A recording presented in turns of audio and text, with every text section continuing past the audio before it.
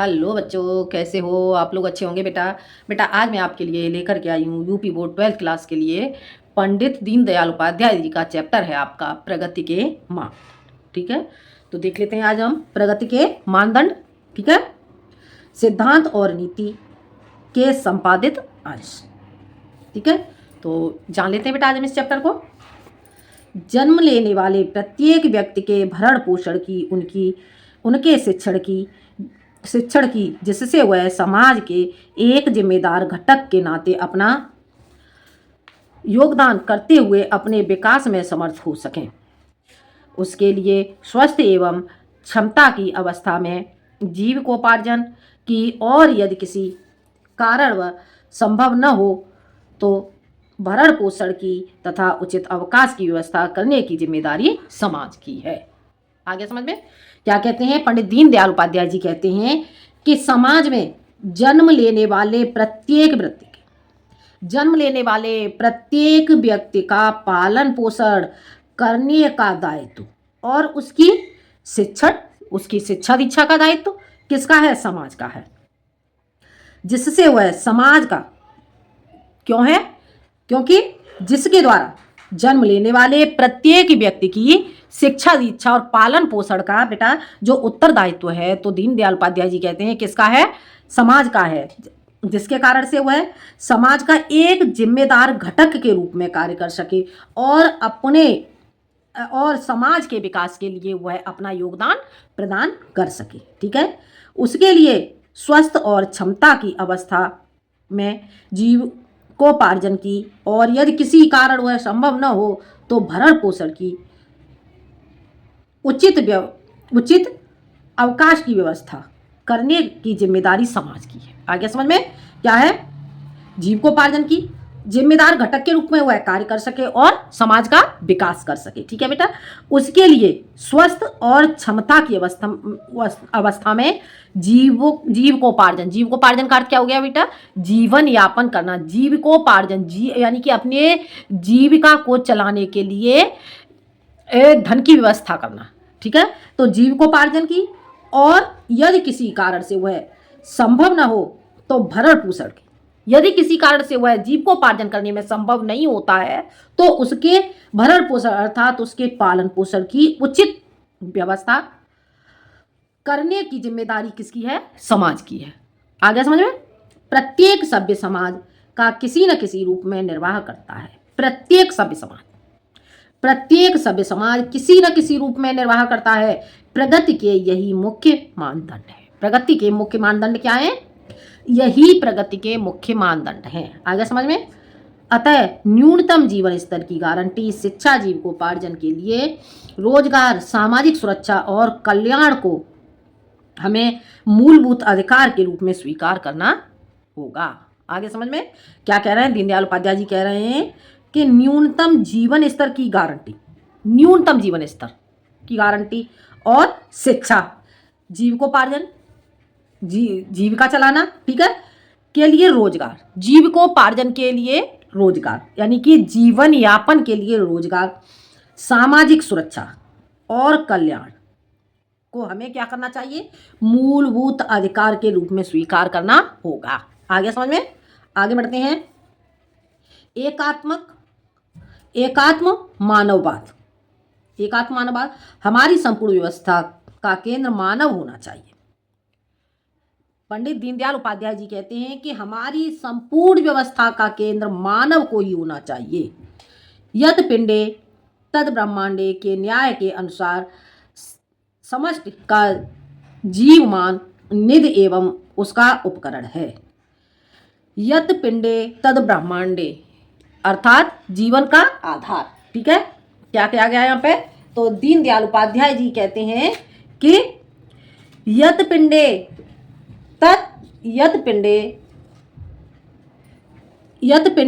तद ब्रह्मांडे अर्थात क्या कहा गया है इसके लिए? मनुष्य ही क्या है? ब्रह्मांड का आधार है। दीनदयाल उपाध्याय जी कहते हैं कि मनुष्य ही क्या है? ब्रह्मांड का आधार है। ब्रह्मांड के आधार के और न्याय के अनुसार समष्टि का जीवनमान और मनुष्य ही संपूर्ण जीवनमान की निधि और उसका उपकरण है। संपूर्ण जीवन और मान का प्रतिनिधि और उसका उपकरण है। भौतिक उपकरण मानव के सुख के साधन है, और जितने भी भौतिक उपकरण होते हैं वो क्या है, मनुष्य के लिए सुख के साधन है। भौतिक उपकरण क्या क्या होते हैं बेटा? भौतिक उपकरण आपके जैसे हो गया कि जैसे कि आपको भौतिक उपकरण के अंतर्गत लिया जाएगा, जैसे कि बेटा आपका हो गया रेफ्रिजरेटर है, टीवी है, वाहन है, आपके गाड़ियां, जिससे क्या करते हैं, मनुष्य अपनी सुख सुविधाओं को पूर्ण कर सकता है। ठीक है, तो भौतिक उपकरण क्या है, मानव के सुख के साधन है, साध्य नहीं है, वो उसके लिए साध्य नहीं है, उसके लिए साधन नहीं है। जिस व्यवस्था में भिन्न रुचिलोक का विचार केवल एक औसत मानव से अथवा शरीर मन बुद्धि आत्मा युक्त अनेक ऐषणाओं से प्रेरित पुरुषार्थ चतुष्टयशील पूर्ण एकात्म समष्टियों का चतुष्टयशील पूर्ण मानव के स्थान पर एकांगी मानव का ही विचार किया जाए, वह अधूरी है। हमारा आधार एकात्म मानव है, जो अनेक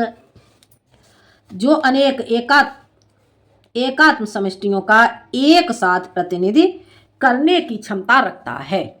आगे समझ में, एकात्म मानववाद के आधार पर हमें जीवन के सभी व्यवस्थाओं का विकास करना होगा। आगे देखते हैं आह्वान।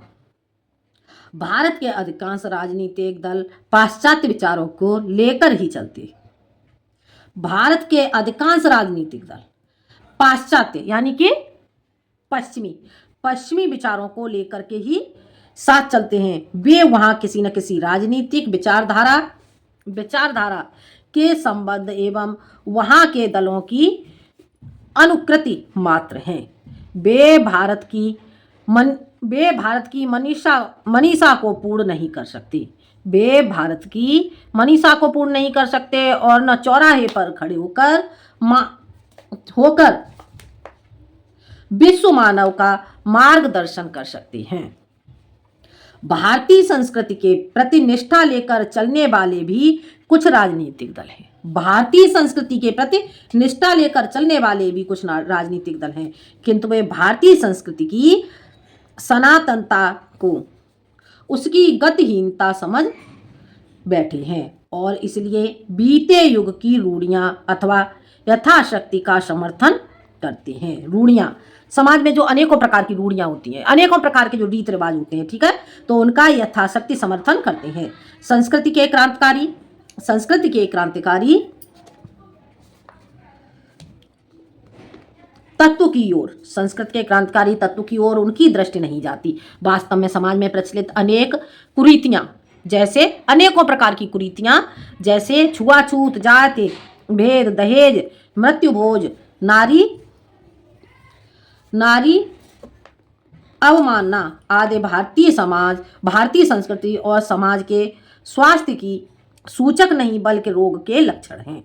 भारत के अनेक महापुरुष जिनकी भारतीय परंपरा और संस्कृति के प्रति अनन्य निष्ठा थी, इन बुराइयों के विरुद्ध लड़ी। आगे समझ में, भारत के अनेक ऐसे महापुरुष थे जिनकी इन भारतीय परंपरा और संस्कृति के प्रति अनन्य निष्ठा थी, अत्यधिक निष्ठा थी, वह इन बुराइयों के विरुद्ध लड़े। आज के अनेक आर्थिक और सामाजिक विधानों की हम जांच करें, यानी कि आज के हम अनेक आर्थिक सामाजिक विधानों का निरीक्षण करें। जांच करना का क्या हो गया, निरीक्षण करना, ठीक है। निरीक्षण करें तो पता चलेगा कि वे हमारी सांस्कृतिक चेतना के क्षीण होने के कारण युगानुकूल परिवर्तन और परिवर्धन की कमी से बनी हुई रूढ़ियां, परकियों के साथ संघर्ष की परिस्थिति से उत्पन्न मांग को पूरा करने के लिए अपनाए गए उपाय अथवा परकियों का अर्थ क्या हो गया बेटा, परकियों का अर्थ होता है दूसरों के लिए, ठीक है। तो परकियों द्वारा, दूसरों के द्वारा थोपी गई या उनका अनुकरण कर स्वीकार की गई व्यवस्थाएं मात्र हैं। आगे समझ में, दूसरों के द्वारा, दूसरे देशों के द्वारा थोपी गई या उनका अनुकरण कर स्वीकार की गई मात्र हैं। भारतीय संस्कृति के नाम पर उन्हें जिंदा रखा जा सकता है। भारतीय संस्कृति के नाम पर उन्हें जिंदा रखा जा सकता है।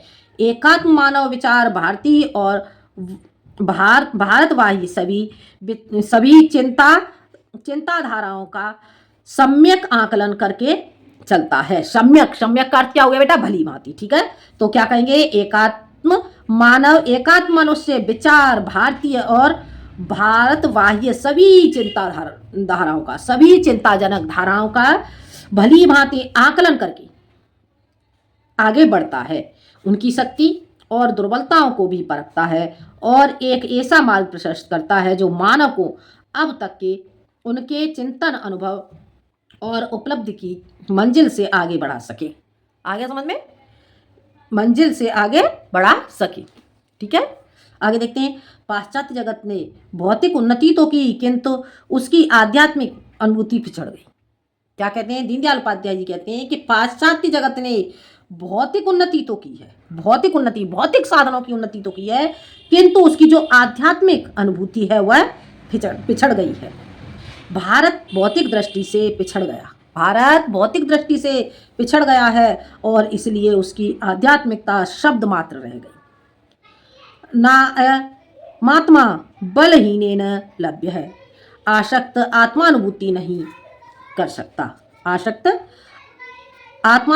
कर सकता बिना अभ्युदय के, बिना उन्नति के। अभ्युदय का अर्थ क्या हो गया? उन्नति। बिना उन्नति के निहित श्रेयस की सिद्धि नहीं होती, बिना उन्नति के लक्ष्य की सिद्धि नहीं होती। अतः आवश्यक है कि बलमुपास्य के आदेश के अनुसार हम बल संवर्धन करें।